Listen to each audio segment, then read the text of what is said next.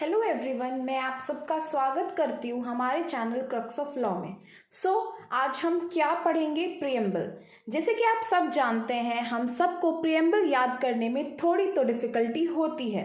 और ये प्रियम्बल क्या है, किसका है? ये है कॉन्स्टिट्यूशन ऑफ इंडिया का। और कॉन्स्टिट्यूशन ऑफ इंडिया हमारा बहुत ही इम्पॉर्टेंट लॉ है, ये आप सब जानते हैं। जैसे कि यहाँ पर मैंने क्या लिखा है, बोरोड फ्रॉम यूएसए। इसका मतलब जो हमारे प्रियम्बल है, हमारा कॉन्स्टिट्यूशन ऑफ इंडिया का प्रियम्बल है, वो कहाँ से बोरो किया गया है? यूएसए से। उसमें टोटल कितने वर्ड्स हैं? 86 वर्ड्स हैं। ओके। उसके बाद सोर्स क्या है कॉन्स्टिट्यूशन का? सोर्स जो है हमारे कॉन्स्टिट्यूशन का, वो पीपल ऑफ इंडिया है। पीपल ऑफ इंडिया के लिए ही कॉन्स्टिट्यूशन बना है और उन्होंने ही बनाया है। दूसरी बात, type of government and polity to be established. कैसी गवर्नमेंट और पॉलिटी हमें स्टैब्लिश करनी है, वो है हमारी सोवरेन। सोवरेन का मतलब मैं आपको बताऊंगी अभी सबका। Democratic, secular, socialist, Republic. और तीसरी बात क्या है? राइट्स ऑफ द पीपल मिलते हैं हमें प्रियम्बल में। ओके। जैसे कि जस्टिस, जस्टिस किसमें? सोशल, इकोनॉमिक एंड पॉलिटिकल में। लिबर्टी किसमें? Thought, expression, belief, faith and worship में हमें आज़ादी है।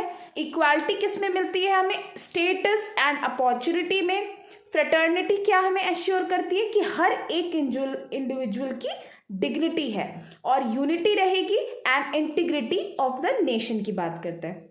ये तीन चीज मैंने आपको डिवाइड करवाई है ताकि आप इजिली क्या याद कर सके? प्रियम्बल याद कर सके। अब मैं आपको बताऊंगी प्रियम्बल कैसे याद भी करते हैं, ठीक है? लेकिन वो एकदम लास्टली बताऊंगी जब मैं आपको समझा दूंगी, क्योंकि जब मैं आपको समझा दूंगी तो आपको बहुत ही लर्न हो जाएगा। कैसे? स्मार्टली। ओके।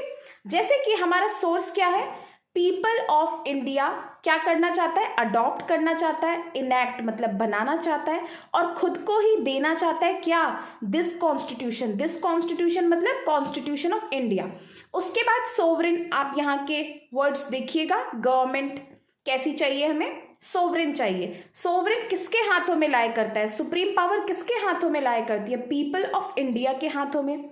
उसके बाद डेमोक्रेटिक का मतलब क्या है कि जो हमारा गवर्नमेंट है वो किसके लिए है? पीपल के लिए है, पीपल के थ्रू है ना? Of, for and by the people. People की है, पीपल के लिए है एंड पीपल के थ्रू है। उसके बाद सेक्युलर। सेक्युलर वर्ड आप जानते हैं कब जुड़ा है? 42nd अमेंडमेंट 1976 से जुड़ा है। आप ये याद रखिएगा, 42nd अमेंडमेंट हमारा मिनी कॉन्स्टिट्यूशन है, ठीक है? अगर आपको अमेंडमेंट की सेपरेट वीडियो चाहिए होगी तो मुझे बिल्कुल कमेंट सेक्शन में बताइएगा। मैं आपको सारे अभी तक के अमेंडमेंट की बहुत ही शॉर्टकट वीडियो लाके दूंगी। लेकिन जो सेक्युलर का कॉन्सेप्ट था वो कब आ गया था? पहले ही आ चुका था 42nd अमेंडमेंट से पहले। जैसे कि सेक्युलर का क्या है? Liberty of thought, expression, belief, faith. आप जानते हैं हमारा इंडिया कैसा है? सेक्युलर है। हम किसी भी रिलीजन को अडॉप्ट कर सकते हैं, ठीक है? और उसमें प्रे कर सकते हैं, बिलीव कर सकते हैं। इसी से बात करता है सेक्युलर वर्ड। उसके बाद सोशलिस्ट। सोशलिस्ट वर्ड भी कब जुड़ा है? 42nd अमेंडमेंट में। और ये सोशल एंड इकोनॉमिक जस्टिस की बात करता है। और मैंने आपको सोशल क्यों बोला? यहाँ तो इकोनॉमिक जस्टिस लिखा है, सोशल क्यों बोला? क्योंकि 39B एंड C में जो हमारा article 39B and 39 clause C, ये दोनों क्या हैं? फंडामेंटल ड्यूटी है। फंडामेंटल ड्यूटी है, जल्दी बताइए। नहीं, ये हमारे directive principles of state policy हैं कि कैसे हमें काम करना चाहिए, उसमें ये आर्टिकल आता है, ठीक है? और ये बहुत ही इंपॉर्टेंट आर्टिकल है किसके लिए? For relationship between fundamental rights and DPSP के लिए। ओके। उसके बाद रिपब्लिक का मतलब मैं आपको बताती हूँ। रिपब्लिक का मतलब क्या है? Elected head of the nation. समझ रहे हैं? हमारा हेड ऑफ द नेशन जो है वो इलेक्टेड होते हैं इनडायरेक्ट इलेक्शन के थ्रू, और वो कौन है? प्रेसिडेंट ऑफ इंडिया है, ठीक है? लेकिन आप जानते हैं जैसे इंग्लैंड, फॉरेन कंट्रीज में कहीं कहीं हिरार्की चलती है कि सेम फैमिली के लोग हिरार्की वाइज बनते जाते हैं, तो वो रिपब्लिक नहीं होता है। जहाँ इलेक्टेड होते हैं वहाँ पर रिपब्लिक होता है। उसके बाद इंटीग्रिटी क्या मतलब क्या है? इंटीग्रिटी क्या करती है? सेपरेट जो लोग करना चाहते हैं ना उसे हटाती है और यूनिटी लाती है। और यूनिटी के बारे में हमारे कौन से आर्टिकल में बोला गया है? आर्टिकल 1 में, क्योंकि क्या कहा जाता है? India is the union of states. Okay, अब मैं आपको बताऊंगी, हमने ये पढ़ लिया, ये देख लिया, ठीक है। अब मैं आपको याद करवाऊंगी कॉन्स्टिट्यूशन का प्रीएम्बल। आप सोच रहे होंगे मैंने लास्ट में क्यों लिखा है? इसलिए लिखा है ताकि आप लोग इजीली लर्न कर लें। जब आप समझ चुके हैं तो ऑलरेडी लर्न कर लेंगे। जैसे कि देखिए, we the people of India having solemnly resolved to constitute, हमने ये किया है कि हम क्या करेंगे? इंडिया को किसमें कॉन्स्टिट्यूट करेंगे? S3DR।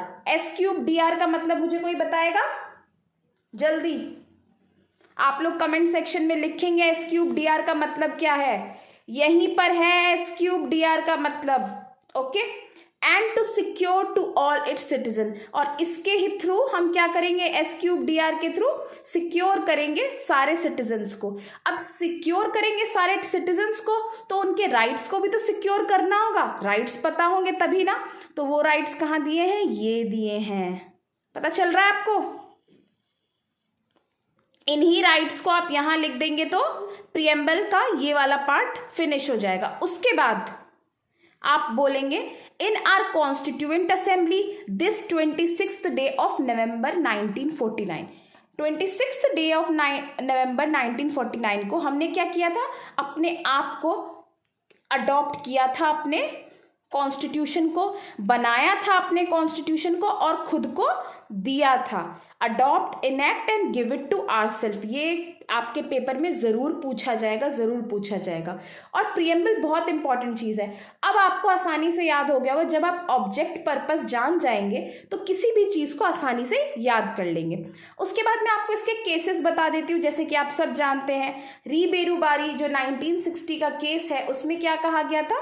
सुप्रीम कोर्ट ने कहा था प्रीएम्बल पार्ट नहीं है कॉन्स्टिट्यूशन का। लेकिन Kesavananda Bharati versus state of Kerala में कहा गया था, जो 1973 का केस है, कि प्रीएम्बल हमारा कॉन्स्टिट्यूशन का पार्ट है। और आप सब जानते हैं केशवानंद भारती जी की डेथ भी हुई थी। कब हुई थी? सितंबर 2020 में हुई थी। और डेट कौन बताएगा? आप लोग कमेंट सेक्शन में जरूर बताइएगा। यहां से आपके करंट अफेयर बहुत निकलेंगे। जब आप कॉन्स्टिट्यूशन पढ़ेंगे आपके आधे करंट अफेयर खत्म हो जाएंगे, ठीक है। उसके बाद नेक्स्ट केस देखिए, नंदिनी सुंदर वर्सेस स्टेट ऑफ छत्तीसगढ़ 2011। ये तो लैंडमार्क है और कोई भी आप एक नया सा लिख सकते हैं, ठीक है। उसमें क्या है ये, क्योंकि बहुत इंपॉर्टेंट है इसलिए मैंने आपको बताया। Supreme court said that promise to provide social, economic and political justice. आप प्रॉमिस जो करते हैं कि आप प्रोवाइड करेंगे social, economic and political justice, जो प्रीएम्बल में दिया गया है, उसे ना ही आप भूलेंगे, ना फॉरगॉट करेंगे, ना ही नेग्लेक्ट करेंगे, ठीक है। ये केसेस इंपॉर्टेंट है। सेक्युलरिज्म के केसेस मैंने आपको यही नहीं बताए, जैसे कि SR बोमाई, अरुणा रॉय, इसलिए मैंने आपको नहीं बताया क्योंकि हम सेक्युलरिज्म के बारे में पढ़ेंगे जब हम फ्रीडम ऑफ रिलीजन के बारे में पढ़ेंगे। कहाँ से पढ़ते हैं? आर्टिकल 25 से 28 तक पढ़ते हैं, ठीक है। इक्वालिटी, सबका कॉन्सेप्ट आपको आगे कहाँ मिलेगा? कॉन्स्टिट्यूशन के अंदर आर्टिकल्स में मिलेगा। और मैं एक एक आपको नोट करवाती जाऊंगी कि देखिए प्रीएम्बल का यहाँ से आया, यहाँ से आया, यहाँ से आया, यहाँ से आया। अब आप मुझे बिल्कुल याद करके बताएंगे कि ये कितने वर्ड्स हैं, ये कैसे आपको लर्न स्मार्टली बिल्कुल याद हो जाएगा। और कोई भी क्वेरी हो आप हमारे ईमेल आईडी cruxoflawacademy@gmail.com पे हमें मेल कर सकते हैं और हमें कांटेक्ट कर सकते हैं कॉल या व्हाट्सएप करके 8076608640 पे। Thank you everyone. मैं आपके लिए जल्दी और वीडियोस लाती रहूंगी और आप ऐसे ही पढ़ते रहिए और अच्छे से अच्छे एग्जाम निकालिए, अपने कॉन्सेप्ट क्लियर करिए। Thank you.